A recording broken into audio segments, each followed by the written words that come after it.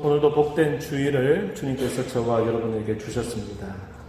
한 주간 동안 험악한 세상 가운데 살고 또 이 자리에 나오신 여러분들에게 주님의 크신 은혜가 또 주님의 크신 위로가 함께 하기를 진심으로 바랍니다. 주일을 주 안에서 함께 보내고 또 세상으로 나가는 여러분의 삶 속에서 역시 변함없는 하나님의 은혜가 풍성하기를 축복합니다. 우리 신앙생활 가운데서 가장 많이 사용하는 말들 가운데 하나, 그것이 은혜라고 하는 말이 아닐까 생각합니다. 이 말이 얼마나 참 좋은 말이고 얼마나 이것이 우리에게 귀한 말인지 모릅니다. 우리 기독교를 다른 세상의 종교와 비교할 때도 한마디로 말할 때 우리 기독교는 은혜의 종교다, 이렇게 말해도 우리 기독교의 본질을 잘 전달하는 말이 될 만큼 이 은혜라고 하는 말은 우리에게 대단히 중요하고 값진 표현이라고 하는 겁니다. 그러나 때때로 이런 생각을 하기도 합니다. 이 귀하고 좋은 이 말이 행여나 풍요로운 말잔치 그런 정도로만 끝나게 되면 어떨까 하는 이런 염려가 들기도 합니다. 오늘 저와 여러분이 은혜의 복음이라 하는 이런 제목을 가지고 말씀을 나누면서 하나님의 은혜가 무엇인가를 다시 한번 깊이 생각하면서 우리가 또 잊기 쉬운 것이 무엇인가를 잘 점검하고 다시 한번 저와 여러분의 마음을 다져가게 되는 시간이 되기를 진심으로 바랍니다. 우리는 사도행전의 말씀을 읽어갑니다. 기독교의 생명력, 그 원천을 이야기할 때 누구나 주저없이 사도행전을 보십시오 라고 말할 겁니다.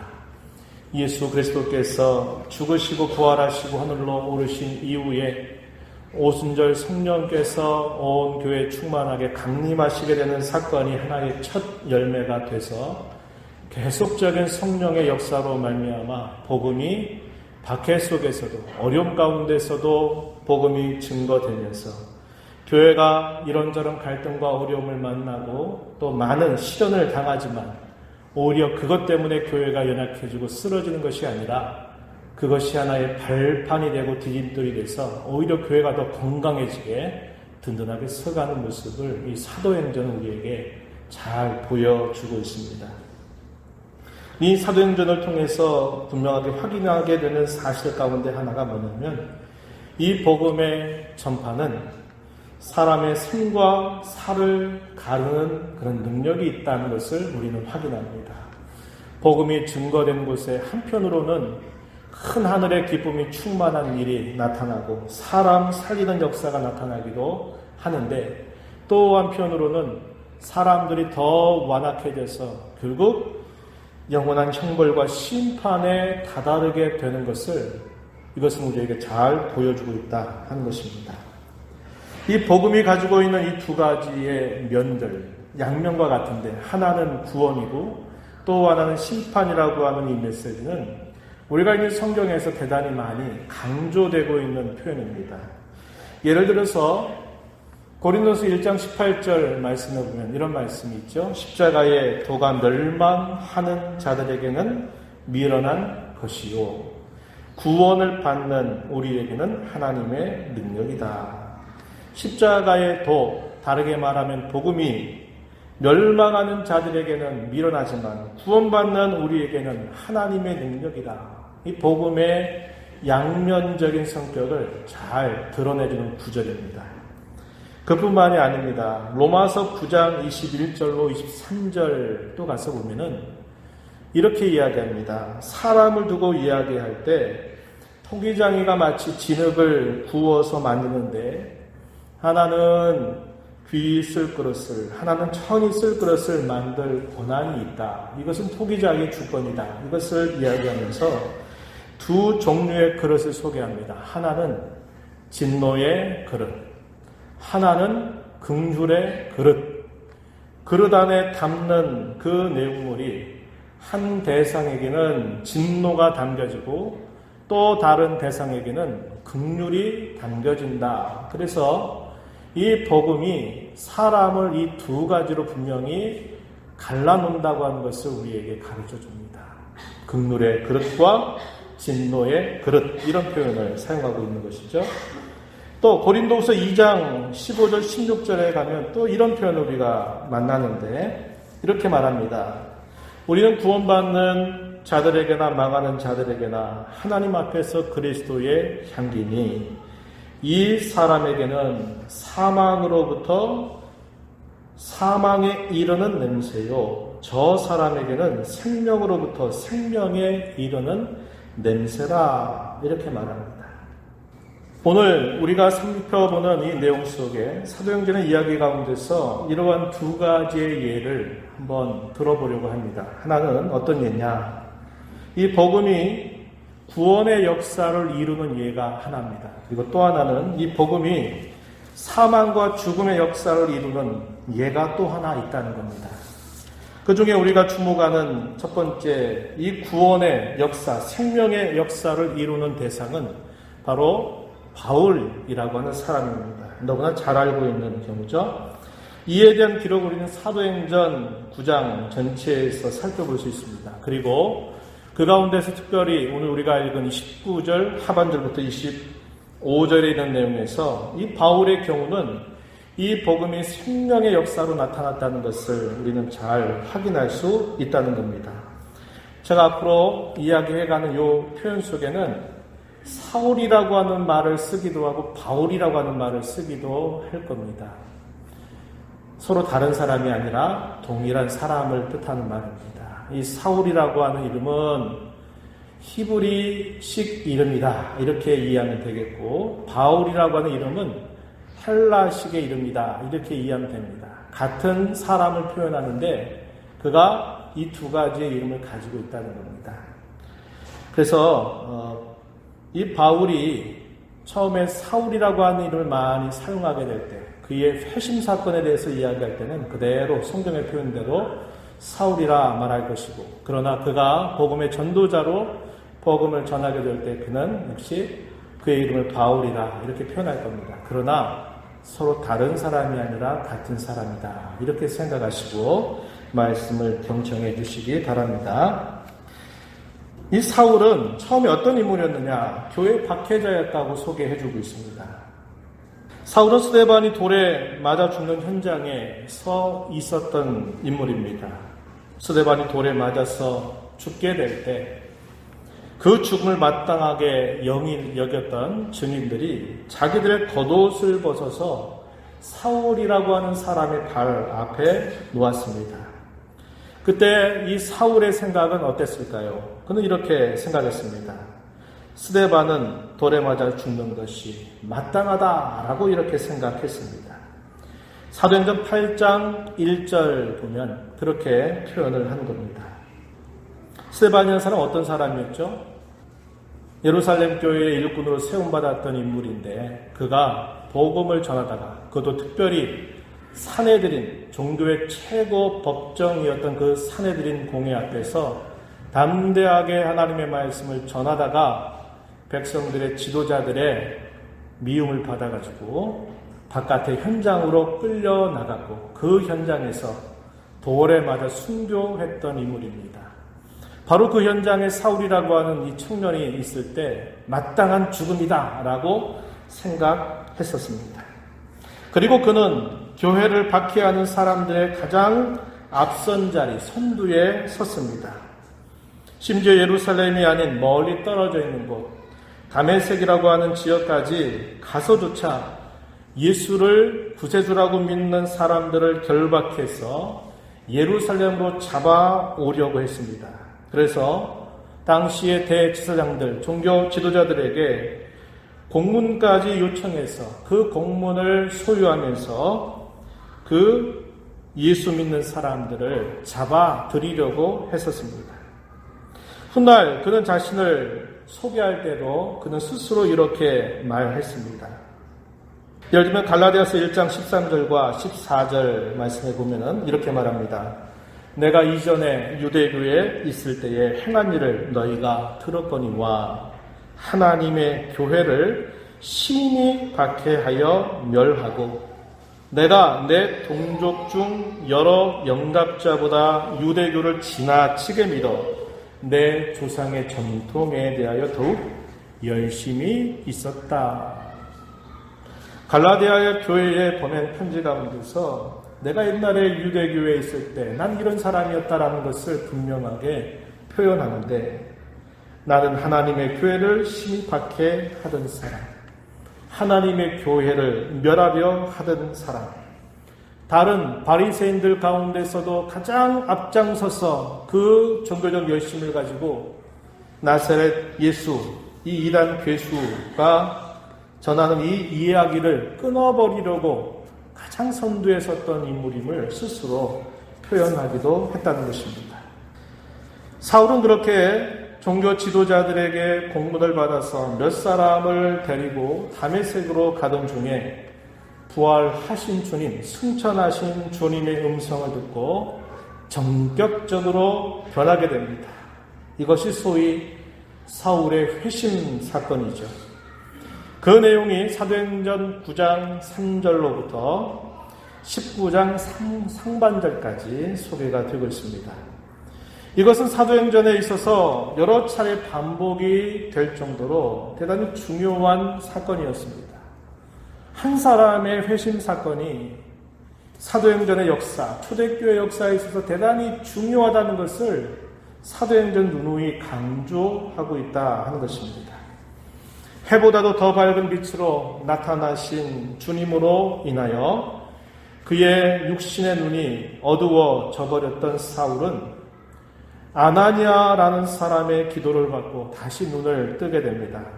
그것에 대해서 사도행전을 기록한 누가는 이렇게 기록해 줍니다. 사도행전 9장 18절 말씀해 보니까 사울의 눈에서 비들 같은 것이 벗어져 다시 보게 된지라. 이것은 단순히 그가 다시 보게 되었다 하는 것만을 의미하지 않을 것입니다. 그 오랜 시간들 동안 율법에 대한 잘못된 이해로 가려졌던 그의 눈이, 그의 영적인 눈이 벗어졌다라는 것을 의미하기도 합니다. 오늘 우리가 읽은 이 본문의 말씀은 바로 교회 박해 자유 대적자가 교회의 변호자가 되고 복음의 전도자가 된 이 사실을 보여주고 있습니다. 다메섹에 머물게 된 이 사울이 가장 먼저 했던 일이 무엇일까요? 오늘 우리가 읽은 본문 20절 말씀에 보면 이렇게 말합니다. 즉시로 각 회당에서 예수가 하나님의 아들이심을 전파했다, 이렇게 말합니다. 그는 예수를 그리스도라고 증언하였다고 말합니다. 22절에서 그렇게 또 표현했습니다. 너무나 이것은 괴이한 행동이 아닐 수 없었어요. 이러한 괴이한 행동에 많은 유대인들이 깜짝 놀라게 되었습니다. 이 사람이 분명히 대제사장에게 공문을 받아서 나사렛 예수를 전하는 사람들을 잡아서 감옥에 가두겠다고 저렇게 분명히 다메섹으로 왔던 사람이 아니더냐. 그런데 저가 지금 무슨 일을 하고 있는가? 그가 그토록 박멸하려고 했던 나사렛 예수의 말씀을 전하고 있지 않는가? 이것이 대단히 사람들을 놀라게 했던 것입니다. 몇 날이 지나도록 사울은 계속 그 일을 회당에서 한 겁니다. 나사렛 예수, 그가 바로 그리스도고, 그가 바로 구세주고, 그가 바로 메시아다, 그가 바로 하나님께서 보내신 그의 아들이시다라는 사실을 전달하게 되니까 이 유대인들이 이제 어떤 생각을 갖게 되냐. 안 되겠다, 이 사람 살려두었다가는 우리 종교가 큰 위험에 처하겠다, 안 되겠다, 이제 우리는 저 사울을 먼저 죽이기로 하자, 이렇게 여기고는 이 사울을 죽이려고 한 것입니다. 그를 죽이기 위해서 밤낮으로 성문에 출입을 하지 못하도록 이 성문까지 지킬 정도로 애를 쓰고 있습니다. 그런데 이러한 소식이 사울에게 알려졌고 그의 복음을 받았던 이 신자들이 도와주는 덕분으로 그가 밤에 광주리를 타고 성벽에서 탈출해서 다메섹이라고 하는 곳에서 멀리 예루살렘으로 찾아오게 되었습니다. 하지만 그동안 사울이 살았던 그 모습을 다 아는 사람들이 볼 때 그가 변했다, 그가 회심했다라고 하는 사실은 쉽게 받아들이지 않았습니다. 그의 동료였던 바나바가 그를 돕는 일로 인해서 이 예루살렘을 출입하면서 믿는 신자들과 함께 교제할 수 있게 되고 그곳에서 역시 복음을 전하게 됩니다. 하지만 이 유대인들의 살인 모의가 더욱더 거세지고 심해지게 되니까 바울이 더 이상 예루살렘에 있을 수가 없었습니다. 그래서 그는 가이사라라고 하는 곳을 향해서 가고 마침내는 그가 태어났던 그의 고향 다소라고 하는 곳으로 그가 가게 됩니다. 그리고 시간이 흘러서 훗날 이방인 최초의 교회가 안디옥에 세워지게 되니까 바나바가 그를 동역자로 그곳 교회를 돌보게 하였고 마침내 이 바울을 중심으로 해서 몇 차례 전도 여행을 감당하게 되면서 당시 땅끝으로 알려져 있는 이 로마의 복음이 전달되게 된 것 우리는 기억하고 있는 내용입니다. 복음이 대적자였고 또 원수였던 사울을 오히려 가장 앞선 선도주자로 세우는 역사가 있었다고 하는 겁니다. 그러나 반면에 또 사도행전을 읽다 보면 이 복음 때문에 오히려 결국 심판받아서 죽음을 자초한 사람도 있었다는 것을 우리는 확인합니다. 그 대표적인 예가 헤롯이라고 하는 왕입니다. 사도행전 12장의 말씀을 보게 되면 이 헤롯에 관한 이야기가 기록이 되고 있습니다. 그도 역시 사울과 같이 하나님의 교회를 박해했던 사람이었습니다. 이 헤롯은 아그리파 1세로 불려진 인물이고요. 그가 다스렸던 때는 주 약 37년에서부터 44년 동안 다스리게 되는데 당시에 팔레스틴의 북부 지역을 다스렸던 통치자였습니다. 그리고 그가 다스리던 중 주 41년이 될 때는 유대 지역과 사마리아 지역까지 그가 더 다스리게 되었습니다. 그는 로마의 당국과는 다소 불편한 관계를 가지고 있었던 인물입니다. 그래서 이 헤롯은 단순히 종교적인 이유로 그리스도인들을 박해한 게 아니라 그의 정치적인 야망, 정치적인 뜻을 따라서 자신이 다스리는 유대인들에게 환심을 살 마음으로 당시에 그리스도인들을 박해하기 시작했습니다. 유대인의 큰 명절인 무교절이 다가오는 어느 날 교회 가운데서 몇 사람을 해치려고 하면서 예수님의 제자 가운데 요한의 형제인 야고보를 칼로 죽이게 됩니다. 이것은 사도행전에 기록된 두 번째 순교 내용입니다. 돌에 맞아 죽었던 스데반에 이어서 칼에 의해서 목베임을 받아서 죽은 사도 야고보, 그것을 두 번째 순교자로 기록해 주고 있습니다. 그러자 이 유대인들이 그것을 보고 무척 기뻐하게 됩니다.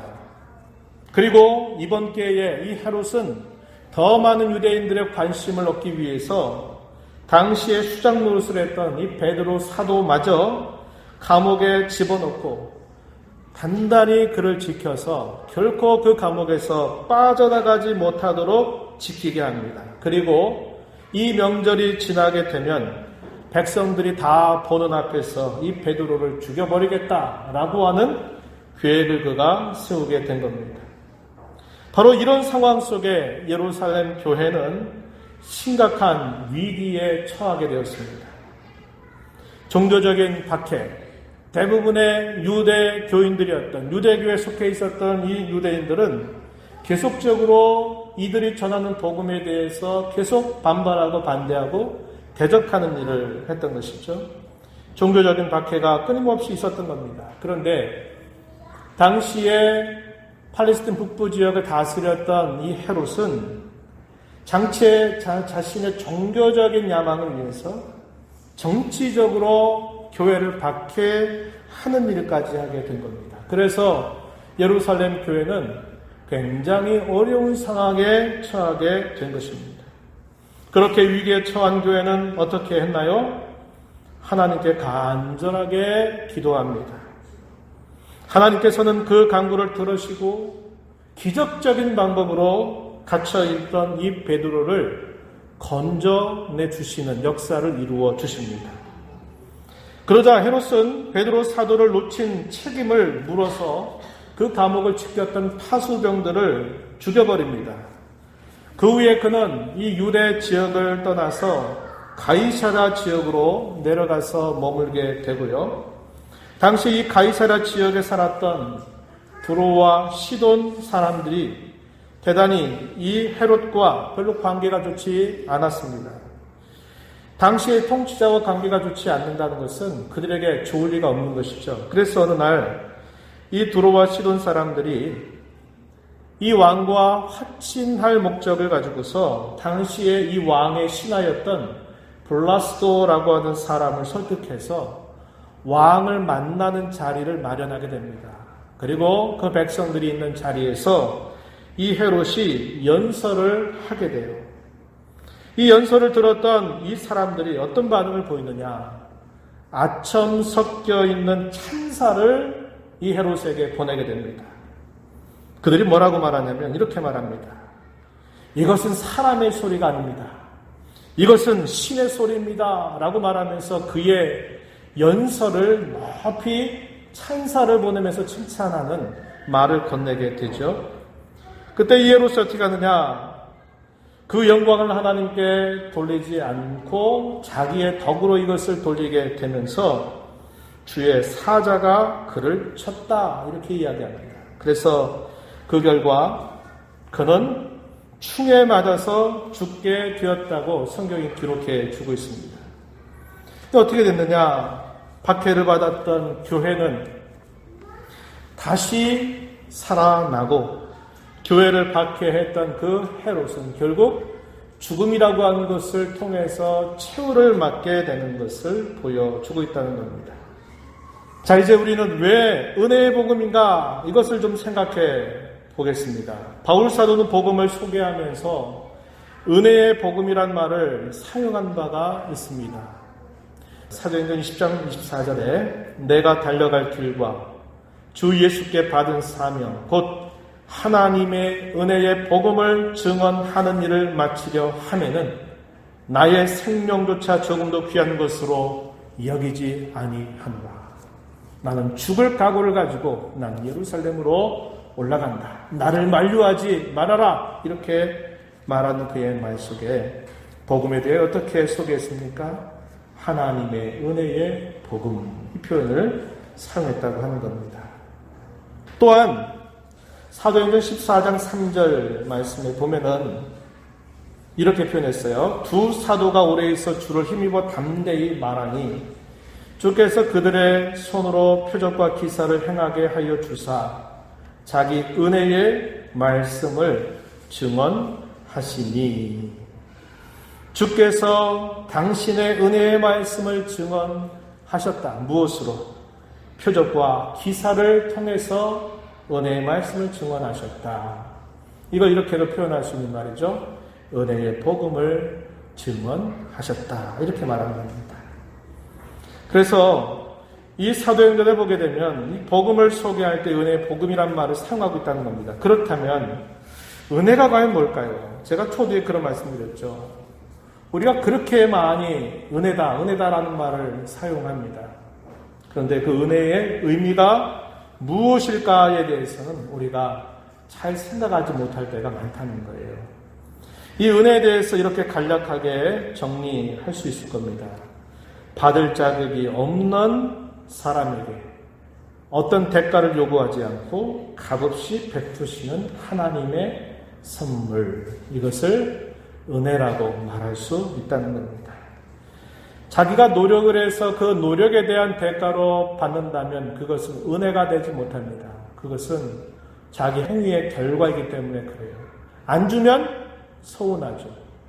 안 주면 분란이 일어나게 됩니다. 그러나 은혜라고 말할 때는 받을 만한 아무런 자격이 없는 사람에게 어떤 것도 요구하지 않고 거저 값없이 베풀어 주시는 선물이라고 말하는 겁니다. 하나님께서 사람에게 베풀어 주시는 그런 선물, 이걸 두고 우리가 은혜라고 이렇게 말하고 있는 겁니다. 그렇다면 왜 은혜의 복음이라고 말할까요? 저는 두 가지를 생각해 보려고 합니다. 첫 번째는 복음의 내용 자체가 그렇고 복음이 가져다 주는 결과 혹은 효과가 그렇다는 겁니다. 우리가 살핀 것처럼 사도행전 8장과 9장에서 등장하는 사울, 그리고 사도행전 12장에서 등장하는 헤롯은 교회의 큰 박해자들이었습니다. 그런데 사울은 대적자가 전도자가 되어서 생명을 살리는 일에 쓰임을 받지만 헤롯은 대적자로 있다가 결국 죽음이라고 하는 최후를 맞게 된 인물로 보여주고 있다는 겁니다. 우리가 살핀 것처럼 복음은 이처럼 생명과 심판을 가르는 그런 능력이 있다는 것이죠. 이것은 복음의 두 측면입니다. 한편으로는 구원을 이루어내고 또 한편으로는 심판을 나타낸다고 하는 것입니다. 헤롯에게 이 복음은 심판의 역사를 이루고 말았습니다. 그러나 사울에게는 이 복음이 생명의 역사를 이루었습니다. 교회의 대적자요 박해자였던 사울은 교회의 수호자요 변호자가 되고 교회의 선포자가 된 것입니다. 이게 무엇이 이렇게 한 것입니까? 사울이 무엇을 받을 만한 어떤 노력이 있었고 어떤 애씀이 있었기 때문에 그렇게 된 것입니까? 아니죠. 사도행전 9장의 내용을 보면 저항할 수 없는 방식으로 전격적으로 하나님께서 그를 바꿔버리시는 일이 있었다고 하는 겁니다. 이것은 전적으로 하나님의 은혜로 이루어진 일이라고 밖에는 설명할 길이 없다는 것입니다. 바울이 복음을 설명하면서 은혜의 복음이라고 말하는 이유는 무엇보다도 복음의 내용 자체가 은혜를 우리에게 보여주고 있고 그 복음이 가져다 주는 결과 혹은 효과가 또한 그렇기 때문입니다. 그렇다면 복음의 내용이 무엇입니까? 죄는 분명히 우리가 지었는데 그 죄를 지어서 마땅히 받아야 할 죄의 값과 형벌을 우리가 직접 받는 것이 아니라 우리 대신 하나님의 아들께서 대신 받아주셨다고 말한 것이 이 복음의 핵심적인 내용이 아닙니까? 그래서 그 내용이 바로 은혜라고 말하는 것입니다. 자, 그렇다면 이 복음의 결과 혹은 효과는 무엇일까요? 바울을 볼 때 그가 어떻게 심판을 받지 않고 그가 구원을 받게 되었으며 오히려 그가 그토록 혐오하고 반대하고 싫어했던 그 복음을 마침내 목숨을 걸고 전하는 사람이 되었겠습니까? 복음이 그에게 가져다 준 효과 혹은 그 결과만 우리가 본다 하더라도 그것은 하나님의 은혜라고 하는 말을 빼고는 설명될 수 없다는 것입니다. 그래서 바울 사도는 이 복음을 설명할 때 다른 어느 말이 아닌 은혜의 복음이다 이렇게 말하고 있는 것입니다. 이와 관련해서 또 한 가지 더 생각할 부분은 당시의 유대 종교는 율법 순종을 구원의 조건으로 제시했다는 사실입니다. 유대교는 율법의 행위를 내세웠습니다. 이것은 은혜의 복음과 반대되는 말이죠. 구원의 길 혹은 구원의 조건으로 율법의 행위를 내세우는 것은 유대 종교가 갖고 있는 근본적인 한계가 무엇인가를 정확하게 보여줍니다. 율법 순종의 기준을 하나님 앞에서 생각한다면 어느 누구도 그 율법 순종을 통해서 구원에 이를 자가 없는 것입니다. 그러나 당시의 종교가 더 부패했던 것은 뭐냐? 그 율법을 순종하는 기준을 하나님 앞에서 그가 돌아보는 게 아니라 다른 사람들과 비교한 겁니다. 다른 사람들과 비교해서 내가 너보다 낫다. 너는 나를 따라올 수 없다. 라고 판단하고서 자기는 스스로 어떻게 생각했냐면 나는 의로운 사람이다. 나는 구원받은 사람이다. 이런 생각을 했다는 겁니다. 이것은 당시의 종교가 얼마나 부패했는가를 잘 보여주는 모습일 것입니다. 그렇지 않고는 그들이 만약에 이 율법을 순종하는 이 길이 구원의 길이라고 주장하고 그들이 믿고 있다면 그것도 하나님 앞에서 자신들이 그렇게 해야 된다고 생각했다면 그들의 종교는 근본적인 문제를 피할 길이 없는 것입니다. 구원받을 길이 없다 이 말이에요. 자신들이 얼마나 순종하고 얼마나 그것을 이루어야 그걸 통해서 자신들의 당당한 행위를 통해서 그들이 하나님께로부터 구원을 받아내겠다고 말하는 겁니까? 근본적으로 될 수 없다는 거죠. 제1차 전도 여행 가운데 바울과 바나바는 비시디 안디옥에 있을 때 이러한 복음을 전한 바 있습니다. 사도행전 13장 38절 39절 보면 이렇게 말합니다. 그러므로 형제들아 너희가 할 것은 이 사람을 힘입어 죄사함을 너희에게 전하는 이것이며, 여기 이 사람 나사렛 예수 그리스도를 말합니다. 또 모세의 율법으로 너희가 의롭다 하심을 얻지 못하던 모든 일에도 이 사람을 힘입어 믿는 자마다 의롭다 하심을 얻는 이것이라. 비시디 안디옥 회당에서 바울이 담대하게 전했던 그 복음의 가장 핵심적인 메시지를 이렇게 요약해 주고 있습니다. 사도의 이 말은 복음의 핵심이 잘 요약되어 있는 말인데요. 유대 종교의 근본적인 갈증과 목마름, 마치 시지푸스 신화에서 등장하는 하나의 이야기처럼 아무리 애를 써서 이루려고 해도 다시 제자리로 떨어지고 마는 헛걸음이요 헛수고를 정확하게 말해주고 있다는 겁니다. 모세의 율법으로 너희가 의롭다 하심을 얻지 못하던 모든 일, 바울 사도가 이렇게 말한 것입니다. 거기에는 구원이 없다는 거예요. 그걸 통해서 그들이 구원에 이를 길은 1%의 가능성도 없다는 것을 사도가 분명하게 표현한 것입니다. 오직 나사렛 예수 그분을 힘입어 죄사함을 받고 의롭다함을 받는다는 것입니다. 구원을 받는다고 사도는 복음을 소개하고 있습니다. 그런데 제1차 전도여행을 마친 후 보고를 하고 있던 중에 유대 지역으로부터 안디옥 교회에 몇몇 사람들이 찾아와가지고 이런 주장을 했습니다. 여러분들은 다 할례를 받아야만 구원받을 수 있어요 라고 주장을 했습니다. 그러자 바울과 바나바가 이들의 말에 대해서 크게 변론을 하게 되죠. 이 일이 계속적으로 커져가게 되니까 이 안디옥 교회의 성도들이 어떻게 생각하느냐, 안 되겠다.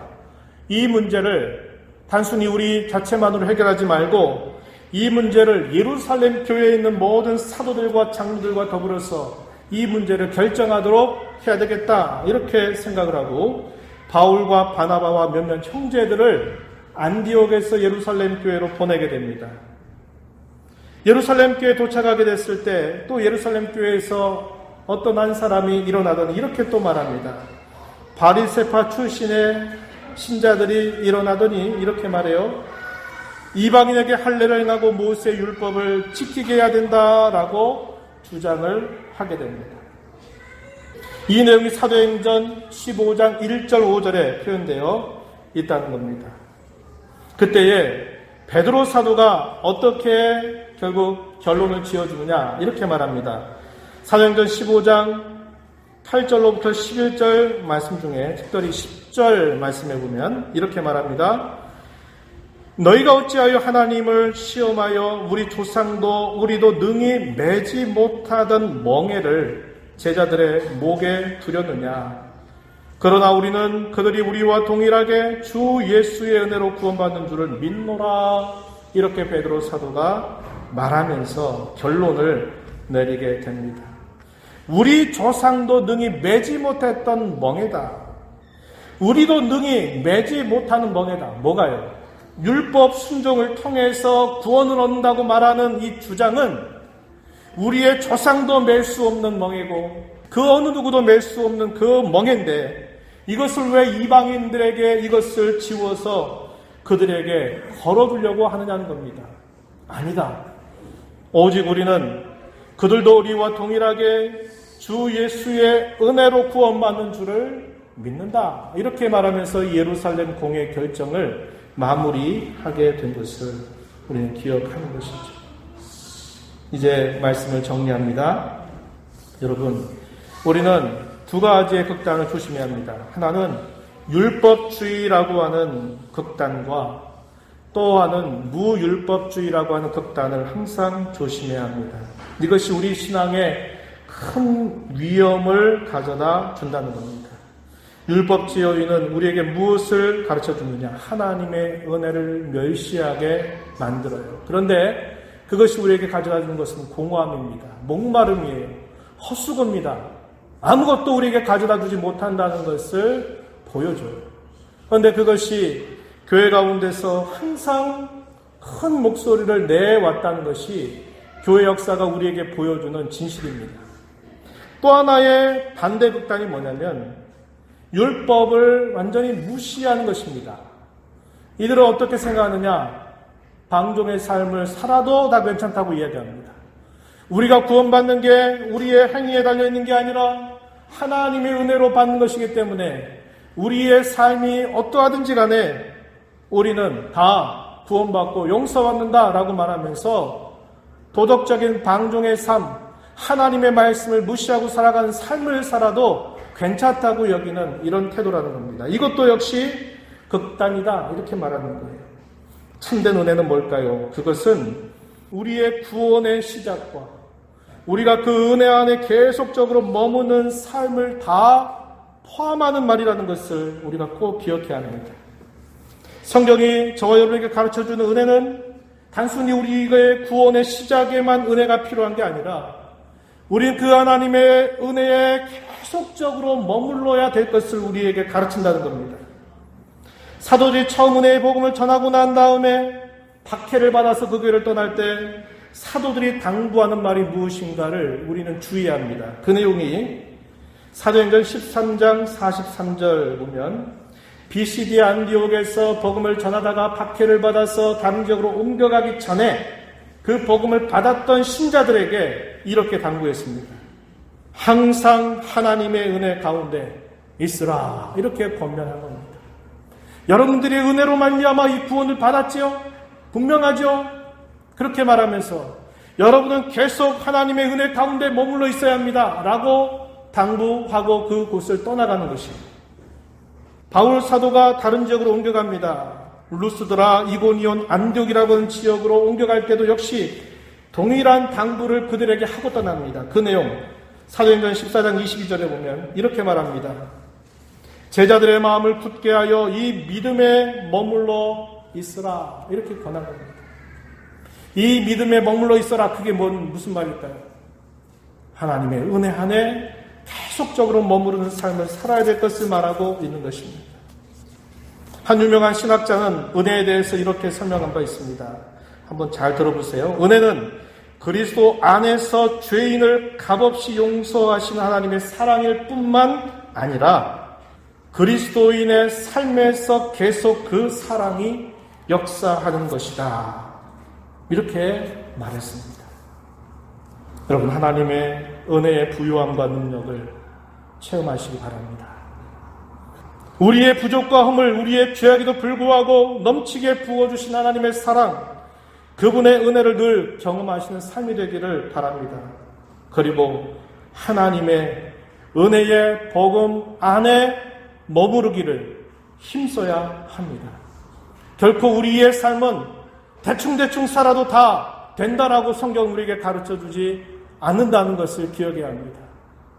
그리스도인이라고 말하면서 명목상의 그리스도인이 아닌 우리의 실질적인 삶을 통해서 하나님의 은혜에 끊임없이 머무르는 삶을 살지 않는다면 하나님의 은혜를 잘못 알고 있는 것이요, 그 은혜를 멸시하는 태도가 될 수 있다는 것을 기억해야 합니다. 은혜 안에 머무르는 삶을 끊임없이 살아가는 저와 여러분 되기를 축복합니다. 하나님 아버지, 오늘 저희들에게 주신 이 말씀을 통하여 은혜의 복음을 통하여 저희들에게 구원의 은혜를 값없이 허락하신 하나님의 한량없는 그 사랑과 은혜를 다시 한번 일깨워 주심을 감사합니다.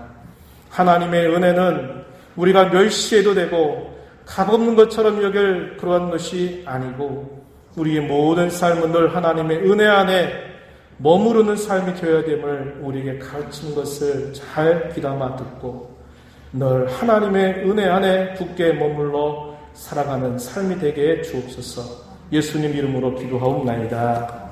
아멘.